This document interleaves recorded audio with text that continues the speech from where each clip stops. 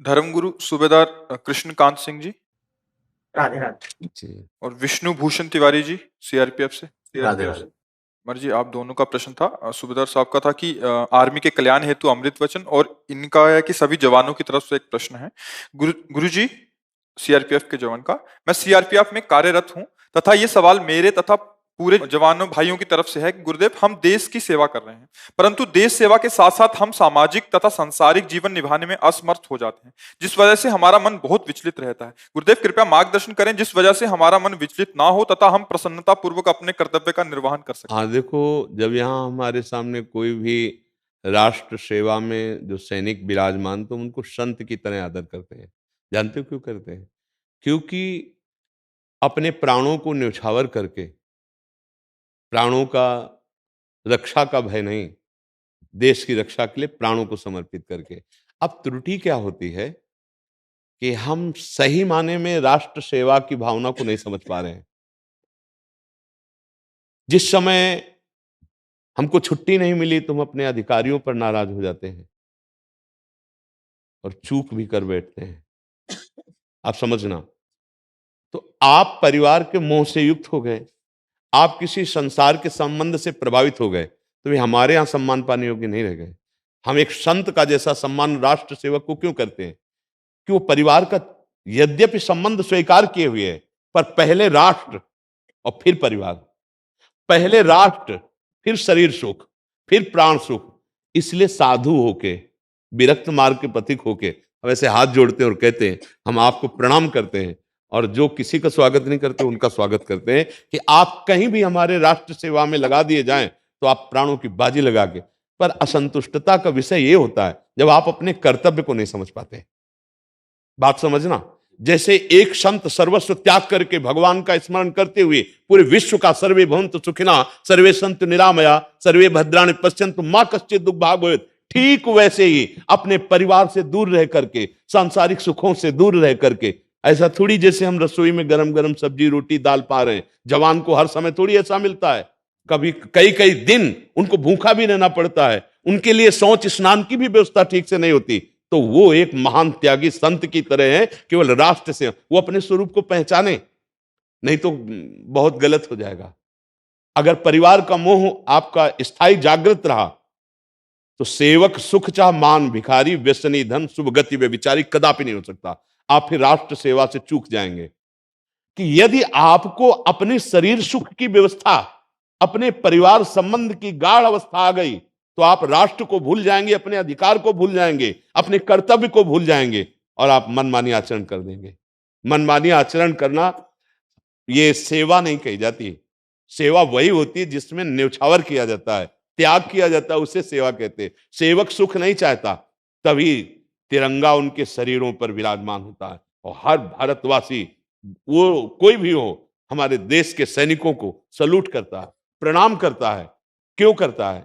क्योंकि वो परिवार राग के त्यागी हैं, वो शरीर राग के त्यागी हैं, वो संसार सुख के त्यागी हैं। वो भले कह रहे हैं कि हम संसारी हैं, लेकिन उनके अगर आदेश हो गया इसी समय आपको तैयार होके जाना है, तो आप भोजन पा रहे हैं लेकिन छोड़ देंगे, आप चले जाएंगे, तो ये त्याग नहीं और क्या है? आप सोचो, अपने परिवार, ब्याह हो गया लेकिन वर्ष हो गए, वो अपनी पत्नी के दर्शन भी नहीं किए, जाके मिला भी नहीं, तो प्रणाम योग्य नहीं है। लेकिन इस कर्तव्य को आपको समझना होगा। नहीं, आप राष्ट्र सेवा नहीं कर पाएंगे और आपसे अपराध बन जाएगा, आपके भाव में दूषित भाव आ जाएगा, आप गलत सोचने लगेंगे। संतों को क्यों प्रणाम किया जाता है?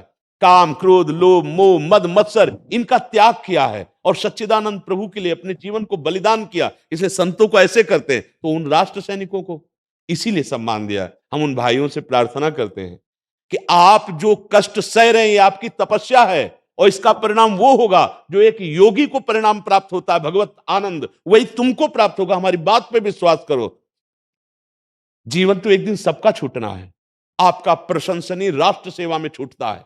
आप कष्ट पूर्वक अगर जी रहे हैं, परिवार से अलग हैं, तो पूरा भारत आपका परिवार है, पूरा भारत आपको प्यार की दृष्टि से देख रहा है। आप सच्ची मानिए, जब यह सुना जाता है कि अमुक जगह युद्ध करते हुए हमारे भारत के सैनिक, तो ऐसा ही कष्ट होता है जैसे अपने पुत्र के या अपने प्यारे लाडले भाई के या मित्र के जाने का दुख होता है। हृदय जलने लगता है। क्यों? क्योंकि आप हमारे राष्ट्र से प्यार करते हैं। इसलिए तो हमारी प्रार्थना है उन राष्ट्र सैनिकों से ऐसी गलती ना सोचें, कि हम परिवार और समाज को कैसे, जब हम राष्ट्र सेवा, परिवार और समाज अपने आप सुरक्षित रहेगा, आपका प्यार अपने आप सुरक्षित रहेगा यदि आप राष्ट्र सुरक्षा की तरफ ध्यान दीजिए, उसके त्याग की तरफ ध्यान दीजिए। आपका सम्मान है, ये पैसा कुछ नहीं होता, पैसा कमाने के बहुत से जरिए हैं, आपने देशभक्ति के लिए ये मार्ग चुना है तो देशभक्ति प्रधान रखिए। कभी छुट्टी ना मिले तो ऐसा रुष्ट भी नहीं होना है, कभी भोजन सही ना मिले तो ऐसा रुष्ट भी नहीं होना है, क्योंकि आपका बहुत बड़ा पद है। आपको सच्ची बताएं, हमारी दृष्टि में भारत में सबसे बड़ा पद राष्ट्र सैनिकों का है, फिर दूसरा पद है, सबसे बड़ा पद उनका है। क्योंकि जीतता है तो राजा की जय घोष होती है, लेकिन प्राणों का बलिदान सैनिक करते हैं। प्रथम बंदनी सैनिक है, राजा तो हार या जीत का नाम प्राप्त करता है, लेकिन प्राणों का बलिदान और बलपूर्वक युद्ध तो सैनिक करते हैं। अगर हम चैन से सो रहे हैं, वो रात को जग रहे हैं, हम यहां बैठे एसी रूम में या हीटर के रूम में सुरक्षित हैं, वो बर्फ में खड़े हुए, उन्हीं के कारण हम यहां सुरक्षित हैं। तो उनका त्याग, उनका बलिदान प्रशंसनीय, और वो भगवत प्राप्ति के लिए है। हमारे वचनों पर विश्वास करो, हम वृंदावन से बैठ के बोल रहे हैं, सच्चिदानंद भगवान की प्राप्ति के लिए जैसे हम तपस्या और साधना करते हैं, ऐसे तुम राष्ट्र सेवा में यदि कर रहे हो, अपने कर्तव्य का पालन करो, तुम्हारा जीवन व्यर्थ नहीं है। तुम एक महान योगी हो, एक महान तपस्वी हो, पर ऐसी निराशा भरी बात अंदर नहीं आनी चाहिए कि मैं कई महीने से परिवार से नहीं मिला और मुझे छुट्टी नहीं मिली तो मैं राष्ट्रद्रोह कर लूं। ये राष्ट्रद्रोह है। मान लो अपने बड़े अधिकारी को असभ्य बर्ताव करना या किसी भी तरह के ऐसे व्यवहार कर देना, वो राष्ट्र के द्वारा अधिकारी चुना गया है, आपको उसका सम्मान करना चाहिए। फिर आप रिक्वेस्ट कीजिए, महीना 15 दिन रुक जाइए, फिर प्रार्थना कीजिए, आप अपने देश में हैं। आप विचार करके देखिए, तो हमारे राष्ट्र सैनिक धैर्यवान बने, क्योंकि उनका जो पद है वो बहुत बड़ा है। हमारी दृष्टि में राष्ट्र का सबसे बड़ा पद राष्ट्र सैनिक का है, वो सर्व त्यागी है। विचार कीजिए, कोई अनुकूलता उनके जीवन में नहीं, कोई अनुकूलता नहीं है। जब जहां जैसे जो मिला खाया और अपने जीवन को धूल दूषित किए हुए पहाड़ों में भी लगे हैं, बॉर्डर में लगे हैं। कोई कभी कहीं से भी प्रहार कर सकता है, हर समय संशय युक्त जीवन है, तो प्रणाम योग्य जीवन है, बंदनी जीवन है, और आपने ही वर्ण किया उस मार्ग को। अब धोखेबाजी क्यों? धैर्यपूर्वक रहिए, और जब आप सेवा से निवृत्त होइए तो जीवन भर सरकार आपका आदर करती रहेगी। नहीं होता? अगर किसी के परिवार का सदस्य किसी भी तरह बलिदान हो जाता है, तो हमने देखा है कि कच्चे मकान में रहते थे लेकिन बिल्डिंगें बन गई उनकी, और उनके नगर में उनकी छवि लगी और सम्मान उनका हुआ, और जीवन भर उसकी बात सरकार सुनती है, उस परिवार की, जिस परिवार से। तो मुझे ऐसा लगता है कि हम भारतीय सैनिकों से प्रार्थना करेंगे कि आप निराश और उदास इस विषय में ना हो कि आप अपने परिवार से नहीं मिल पाते हैं या आप समाज ज्वाइन नहीं कर पाते। ये समाज ज्वाइन जो कर रहे हैं वो आपके बल से कर रहे हैं। हाँ, आपको अपने स्वरूप में रहना है। आप एक बहुत बड़े त्यागी महात्मा हैं। आप विषयों का त्याग किए, परिवार का त्याग किए, भोगों का त्याग किए, प्राणों का त्याग किए, राष्ट्र सेवा में लगे हुए हैं। आप अपने स्वरूप को पहचानिए, इसी से आपको लोक सिद्धि और परलोक सिद्धि दोनों हो जाएगी। तो हमें तो लगता है कि यदि सही कर्तव्य का पालन करें, जैसे अर्जुन जी को उपदेश कर रहे हैं, तो भगवान साथी हैं। भगवान हर समय सारथी रूप में अर्जुन के पास ही नहीं, हमारे पास, आपके पास, सबके हृदय में बैठे हुए हैं। अधिकारियों को भी प्रार्थना है कि वो सैनिकों को अपने बेटे के साथ कैसा बर्ताव किया जाता है ऐसा करें। अगर आपका बेटा सैनिक होता आपके साथ, तो आप कैसा बर्ताव करते? उनको ऐसे, क्योंकि बड़ा पद मिला तो पिता की तरह व्यवहार कीजिए। और जो अधिकारियों के अंडर में सैनिक हैं, उनको राष्ट्र ने अधिकार दिया है, इसलिए उनका सम्मान करना चाहिए। उनकी अवहेलना, उनका अपमान या उनका किसी भी तरह से अनादर करना, ये असभ्यता होगी, ये आप अपने पद का दुरुपयोग करेंगे। हम प्रणाम करते हैं उसी त्याग को, उसी सम्मान को। समझ पा रहे हैं आप? इसमें कोई संशय नहीं? देखो, नाम जप कीजिए, कोई कहीं भी हो, तभी आपकी, हम कई बार कहते हैं, ना भगवत प्राप्ति ना मोक्ष सही। बुद्धि को शुद्ध रखने के लिए चाहिए। अगर नाम जप करेंगे, भगवान का आश्रय रखेंगे, तो आप अपने को कंट्रोल में रख सकते हैं, आप अपने को शासन में रख सकते हैं। नाम जप ही नहीं, भगवत आश्रय नहीं, तो भ्रष्ट बुद्धि वो कुछ भी करवा सकती है। बुद्धि को शुद्ध करने के लिए हमारे पास नाम है। राधा राधा कृष्ण कृष्ण राम हरि जो नाम।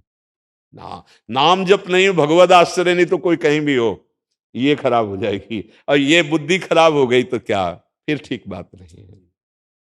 महाराज जी आर्मी में कर्नल हूँ। अच्छा। अधिकारी भी मजबूर होते हैं जब छुट्टी नहीं दे पाते हैं। हाँ, ले आपका स्वागत। अच्छा, अगर अधिकारी छुट्टी नहीं दे पाते हैं जी। तो उनकी भी एक मजबूरी है। हाँ वही तो कह रहे व्यवस्था चलानी है। हाँ वही तो कह रहे हैं कि फिर हमें बाद में प्रार्थना करनी चाहिए ना, महीना 2 महीना, फिर आप अपने राष्ट्र में ही तो हैं। क्योंकि जैसे मैं हूँ, मेरे पति भी फौज में है, जी, हम भी 4-5 साल से अलग अलग ही हैं, जी, तो समस्या सबकी सेम है। लेकिन सब समस्याओं का समाधान भगवान का आश्रय है। अगर नाम जप नहीं हुआ, भगवत आश्रय नहीं हुआ, तो फिर आपका आंतरिक सहारा क्या होगा? फिर बाहर से आप टूट जाएंगे ना। बस एक चीज जो समझ नहीं आती है, जी, जैसे हमारा जो संस्था है उसमें भोजन का हम नियम नहीं रख पाते हैं। हाँ नहीं रख पाते हैं जी। पर मन बड़ा होता है कि जी। तुलसी की कंठी धारण कर लें, क्योंकि हम लोग सर्व धर्म स्थल जी। नाम की चीज होती है। जी। हिंदू ये सब नहीं है जी। सबको समान रखने के लिए हमें वो चीजें करनी होती हैं। जी। तो जैसे अगर मेरे को राधा नाम या भगवान का, माता रानी का नाम रखना है, जी। पढ़ लेते हैं शास्त्र थोड़ा बहुत जितना भी हो पाता है जी। पर इनको, जैसे ये जो छोटे छोटे हैं, जी। इनको कैसे इस मार्ग पे करें, क्योंकि ये भी जो देख रहे हैं वो नहीं देख रहे हैं जो हमें बचपन में उनको देना चाहिए। बहुत सुंदर है।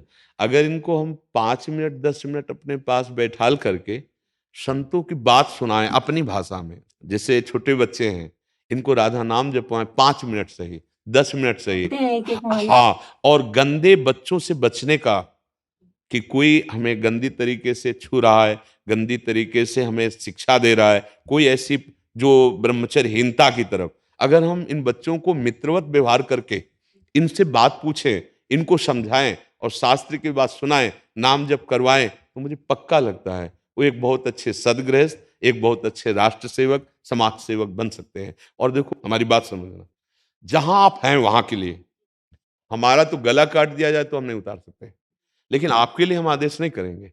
आपके लिए सबसे बड़ी बात राष्ट्र सेवा है। अर्जुन जी भगवान से कह रहे मैं संन्यास लूंगा, भिक्षान पाऊंगा, पर युद्ध नहीं करूंगा, ये घोर संग्राम, विनाशकारी कार्य। और भगवान क्या कह रहे हैं देखना है। जगत गुरु है ना, वो कह रहे हैं अर्जुन तू खड़ा हो जा और युद्ध कर, इनको मार, क्योंकि इस समय अधर्मी लोग जो हैं सामने खड़े हैं और तू छात्र धर्म से युक्त है, तेरा परम कर्तव्य यही है कि तू इनको मार। बात समझना, यदि आप राष्ट्र सेवा में हैं और अंदर अंदर राधा राधा जप रहे हैं, आप भले कंठी नहीं धारण किए, आप भले तिलक नहीं लगाए, लेकिन आप भगवान की बहुत प्यारी लाडली भक्त हैं, क्योंकि भगवान कर्तव्य पर जोर दे रहे हैं। अगर हम बाहरी क्रियाओं से हैं और अंदर से हम भगवान के प्रति कर्तव्यहीनता दिखाएं जो हमारे आचरण नहीं होने चाहिए, कभी भगवान प्रसन्न नहीं होंगे। आप इस भेष में हैं लेकिन आप भगवान का आदर करती हैं, आप उनका नाम जप करती हैं, आप देश के लिए समर्पित हैं, सच्ची मानिए आप भगवान की बहुत लाडली हैं। आप ऐसा न सोचिए कि अगर कंठी बंधा हो तो ही भगवान प्यार करेंगे, तिलक लगा हो तो ही भगवान, ये बाहरी बात है। भगवान आंतरिक प्रेम देखते हैं, वो आपके अंदर है। जो राष्ट्र सेवा में है, जो आपने बात कही कि हमारा भी मन करता है, इसका मतलब है, तो इसलिए आप निराश मत होइए। आप जहां हैं धैर्य पूर्वक आप उसी कार्य को पूजा मान लीजिए, भगवान उससे प्रसन्न हो जाएंगे। ठीक है ना? ले, हमें बहुत अच्छा लगा ये आप निश्चिंत रहिएगा, ठीक है ना? बहुत अच्छा लगा। आप प्रसन्न रहिएगा, आप हमारे राष्ट्र सेवा में रहिए। धन्यवाद।